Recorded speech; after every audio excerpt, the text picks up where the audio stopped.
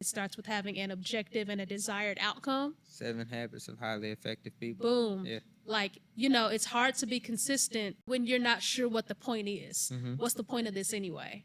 Right? If you're just showing up just to show up, it's going to be easy to say, I don't feel like it today. Yeah. But using that workshop, both workshops as an example, I had a clear goal, which was I need people in the space. And beyond just needing people in the space for the event, I need people to book.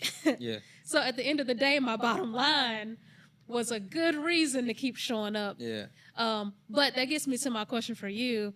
When it comes to, and I'm going to answer it too, but when it comes to, just, because consistency is also just a muscle that you build over Yep. time. And it gets easier to show up the more that muscle is built. But are there any habits that you have, either professionally or personally, that have contributed to like your consistency muscles? Because after a while, showing up is not hard when you have that goal and when you've built the muscle to do it. So for me, I learned consistency in an interesting way. Thinking about it right now allows me to understand how I really learn how to be consistent and the importance of it. I've played golf my whole life. And if you've Oh. ever played golf, you understand how important consistency is, because nothing's the same, but the outcome that you want to achieve is always evolving. And so it's being able to operate in uncertain circumstances with unknown ends in order to reach a desired destination. Yeah. So being able to continue to do the thing over and over again, not knowing what it will reap in action, because you can keep practicing something and keep doing it, and the desired outcome may not be, but it may not be this time. It may not be the next time. It might not even be the 50th time. But eventually, Yeah. So it's gonna hit. It's just like that meme that you see with the guys in the dirt the little getting mining to the thing. diamonds and the gold, but the guy leaves right before he gets there. Yeah.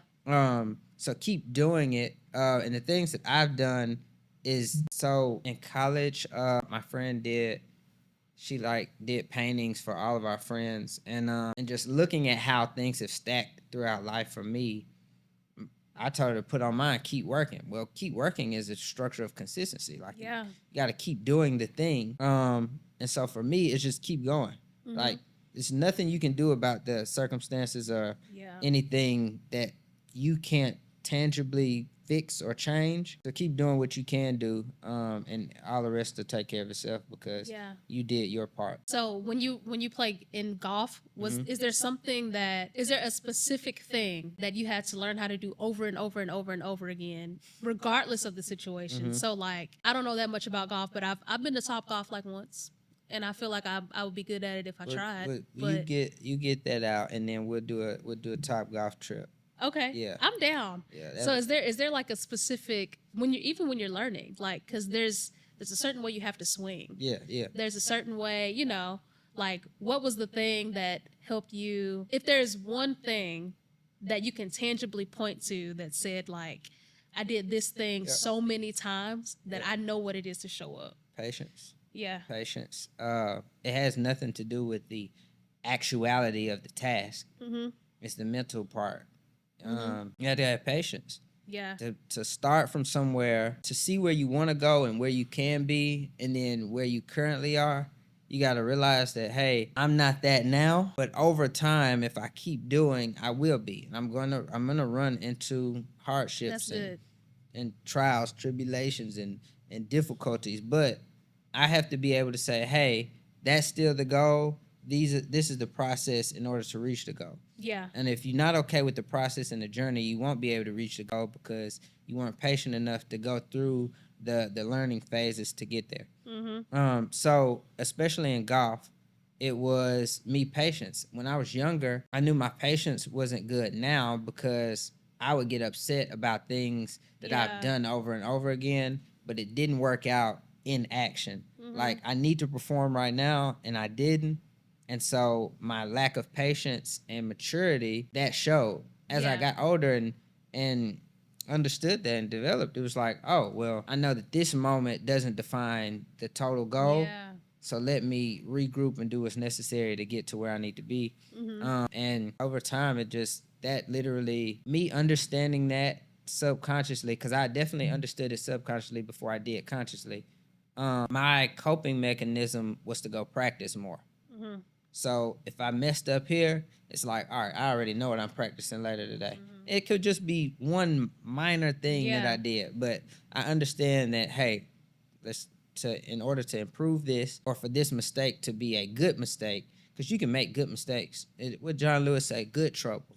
Yeah. And so I wanted to make good mistakes. And when I learned that making good mistakes in the process to an end goal was necessary, that's when everything just started opening up. Like at that point, I think from 2011 through 15, from late high school into college, I probably won 10 to 12 golf tournaments easily.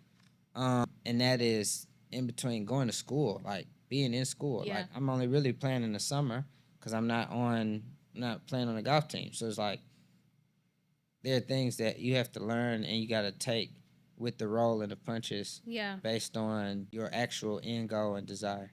Yeah. That reminds me of this book that I read probably like 2015, 14-ish, around that same time. It's called The Slight Edge. And I can't remember the name of the author, but Let's look it up. it's a great book. I'm gonna put it on the Look screen. it up. The Look it up Slight if you guys are Edge. out there listening. It's called The Slight Edge. And it's literally just about building habits consistently.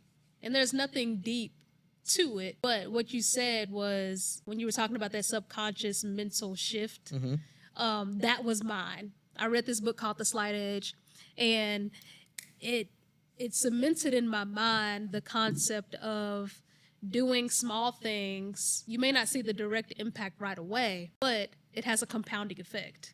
Whatever you do, good or bad, has a compounding effect either toward a goal or away from a goal. And that's just the concept of the book. And so, to your point of like that subconscious understanding before it became a conscious like thing you went after, I think I had a similar experience when just reading that book. And I was not undisciplined, but I wasn't as disciplined as I could have been. I was in college, big chilling.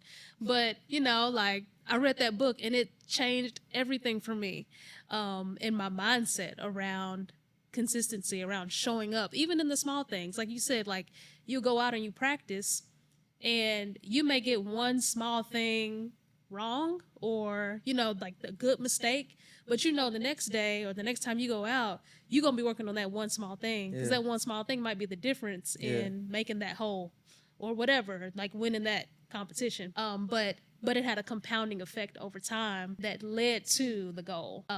So that's just my personal story of like that subconscious understanding and mental shift that really pivoted me consciously to showing up and even doing small things consistently. So now it's not hard to show up in bigger ways. Yeah, that's good. That's good.